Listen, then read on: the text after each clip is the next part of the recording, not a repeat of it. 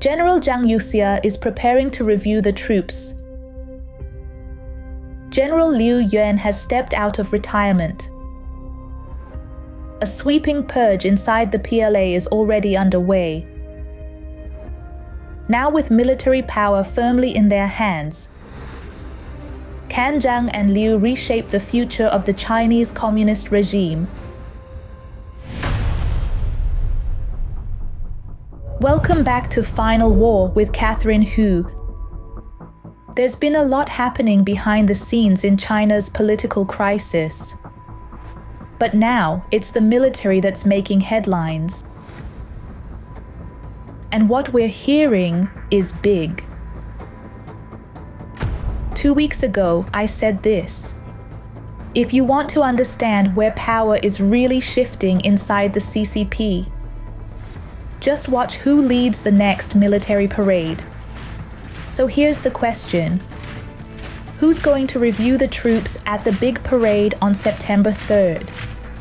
The latest intel says Zhang Youxia showed up at the parade office, and what happened next was stunning.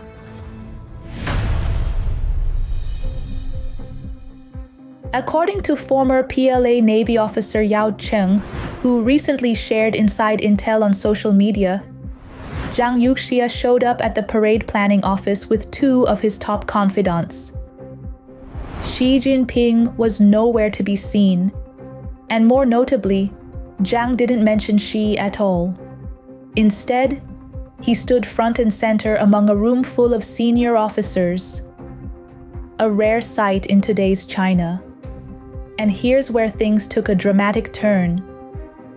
While Zhang was speaking about parade logistics, commanders from the participating units reportedly shouted, "We will only accept a review from Vice Chairman Zhang.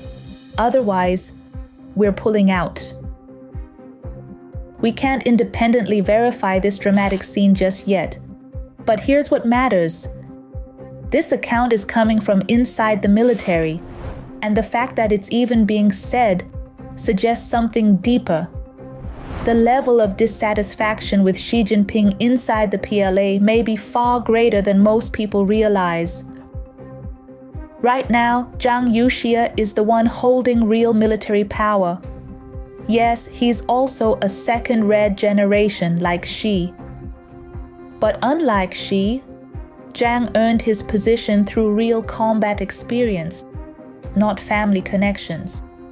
That's why he commands a level of respect in the military that Xi and his wife could never reach. In this context, lower-ranking officers pledging loyalty to Zhang, it's not surprising at all. That said, there are also reports that some elders from the Jiang Zemin faction have floated a compromise. Let Zhang Youxia review the troops, but have Xi Jinping host the ceremony to preserve the illusion of political stability. In other words, Xi keeps the microphone, while Zhang is the one actually receiving the salute. It's all just political theater, but it reveals something far more serious: a deep structural crisis at the heart of the CCP's leadership transition.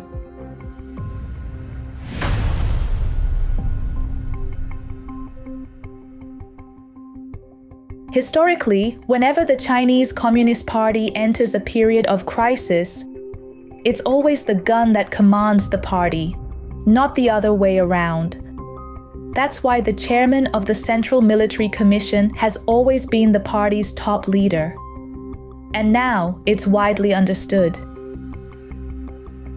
If Zhang Youxia already holds full control of the military, then he is, in effect, already acting as the CMC chairman.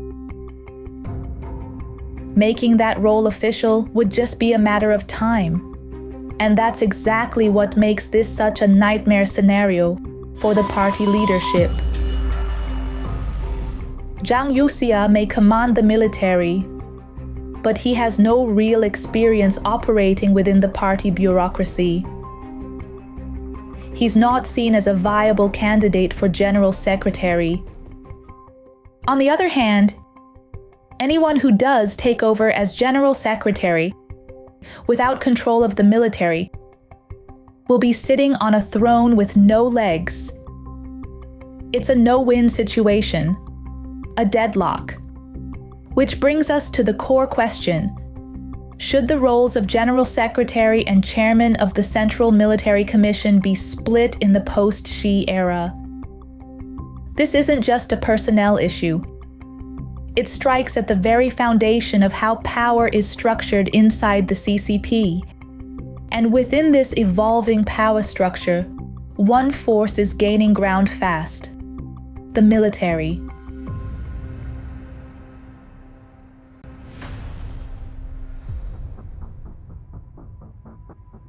According to the latest reports, significant changes are expected within the Chinese military on August 1st, China's Army Day.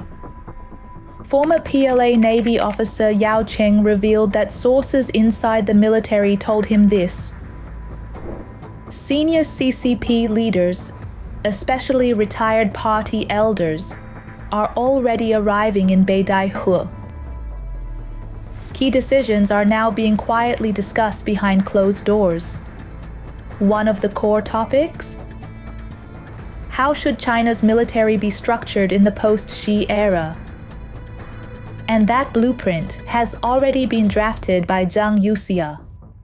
It's now being prepared for formal discussion at the Beidaihe meetings. Yao Cheng revealed that Zhang originally intended to reverse many of Xi Jinping's military reforms. But such a reversal would be a massive undertaking and impossible to complete before the fourth plenum. So instead, the military has focused on submitting a revised plan for restructuring force composition and command hierarchy. This plan is already finalized. It includes the proposed lineup for the entire Central Military Commission, as well as leadership roles across every branch of the armed forces. And it's already been submitted to Beidaihe for final review. If the plan is approved, we could see a round of formal appointments and rank promotions around Army Day. After the systematic purge of Xi's loyalists, many key positions remain vacant, from theater commanders to political commissars across every branch of the military. Filling those posts will require an official ceremony. Some of the candidates currently hold the rank of lieutenant general and must be promoted to full general in order to take over top-level command roles. And behind this entire restructuring effort stand two key figures: Generals Zhang Youxia and Liu Yuan. General Liu Yuan, as many of you know, is the son of former chairman Liu Shaoqi. He's no stranger to China's political elite. So the question is, what role will this heavyweight second red generation figure play in the CCP's unfolding transformation?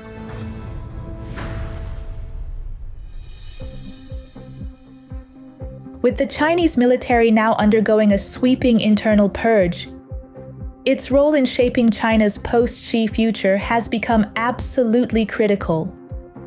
According to the latest reports, to prevent internal chaos within the ranks, Zhang Youxia held consultations with party elders Hu Jintao and Wen Jiabao, and together they decided to bring General Liu Yuan out of retirement. Liu has now been asked to step in as acting vice chairman of the Central Military Commission, overseeing political work, effectively replacing He Weidong for the time being. Liu Yuan is expected to be formally appointed vice chairman of the Central Military Commission, based on Zhang Youxia's recommendation. As the son of former President Liu Shaoqi, Liu Yuan stands out as one of the most powerful figures among China's second red generation. According to long-standing but unofficial rules, reportedly crafted by party elders Chen Yun and Deng Xiaoping, the successors of the Red Dynasty were to be cultivated from within the elite families of the Communist Party. Liu Yuan, born in 1951, became one of 3 key contenders for the top job in Zhongnanhai, alongside Bo Xilai, born in 1949, and Xi Jinping, born in 1953. After graduating from Beijing Normal College, Liu Yuan began his political career in 1982 in Xinjiang County, Henan Province, starting as a deputy commune director. Within just 6 years, he rose rapidly, serving as deputy county chief, deputy mayor of Zhengzhou, and by 1988 was appointed vice governor of Henan Province, the youngest provincial-level official in the country at the time. He was promoted nearly every year, and among the 3 red heirs, his rise was by far the fastest, making him for a time the top contender for national leadership. But in 1992, just as his political future looked brightest, Liu Yuan's career took an unexpected turn. He was reassigned to the Armed Police Water and Power Command, marking his formal entry into the military police sphere.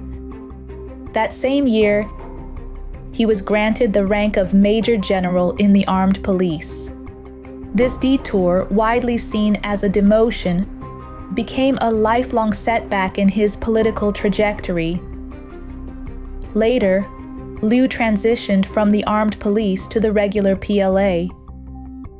In 2003, he was promoted by Hu Jintao to Deputy Political Commissar of the General Logistics Department. And in 2010, he became Political Commissar of that department, receiving the rank of Full General. At the time, Liu Yuan's shift from civilian politics to the military, trading pen for sword, was widely seen as a sign that he had been removed from the shortlist of successors to the top party leadership. The reasons behind this sidelining have long been a subject of speculation. One widely circulated explanation is that Liu was among the very few second Red generation elites who opposed using the military to suppress the 1989 student movement. After being sidelined, Liu navigated cautiously between Xi Jinping and Bo Xilai during their political rivalry.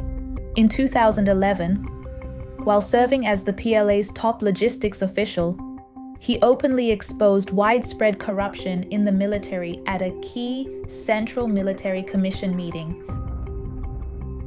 providing Xi with the pretext to purge Jiang Zemin's allies within the armed forces. But despite paving the way for Xi's consolidation of power, Liu Yuan was never promoted to the CMC. Instead, he was quietly retired. After his retirement, Liu Yuan remained a vocal critic of Xi Jinping's political backsliding, a fact widely acknowledged within elite circles. In January 2024, exiled Chinese scholar Yuan Hongbing revealed that Liu had led a joint letter campaign opposing 2 key aspects of Xi's political agenda. First, he accused Xi of betraying Deng Xiaoping's reform and opening path, dragging China backward toward a cultural revolution-style model. Second, he condemned Xi for dismantling collective leadership and democratic centralism, replacing them with a return to one-man rule. Liu Yuan's return to power, to help stabilize the military during this volatile transition, has now been confirmed by multiple independent sources. And this suggests something far more consequential. Liu Yuan may soon play a role in China's political transition that few are prepared for.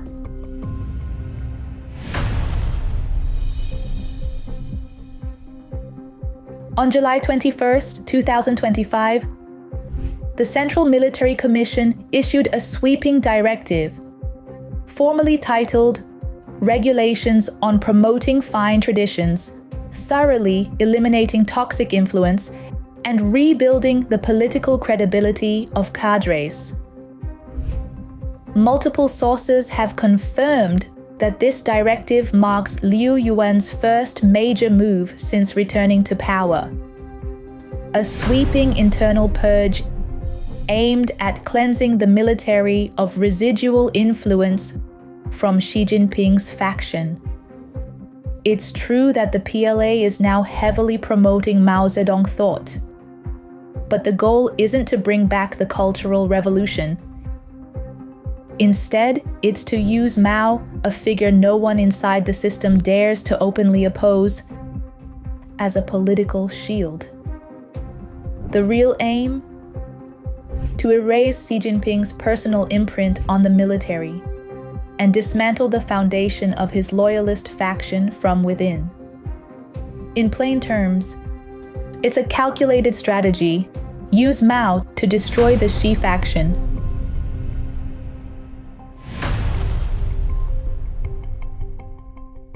All eyes are now on the upcoming Beidaihe meeting. Key questions are looming large. Who will succeed as chairman of the Central Military Commission? Who will take over as General Secretary of the party? And most critically, how will power be balanced between the party and the military at the very top? This is the CCP's most sensitive and difficult dilemma, and likely the biggest political suspense of the year. In truth, there's only one way out of this deadlock. The CCP must abandon its current political system. As long as that system remains in place, every solution leads to a dead end. Every path is riddled with risk.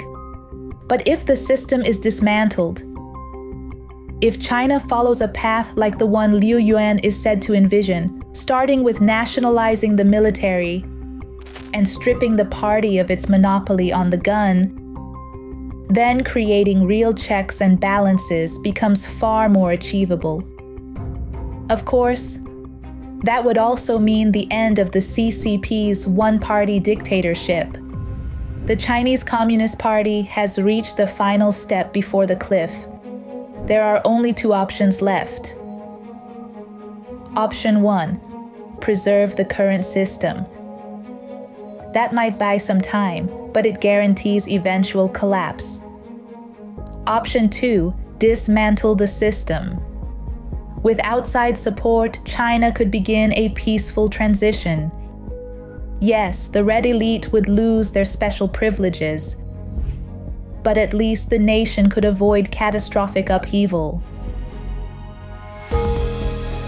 Get the real story behind the CCP's shifting power games and see where US-China relations are headed next. Support the vision of a new China without communism. Subscribe now and join us in bringing the truth to light.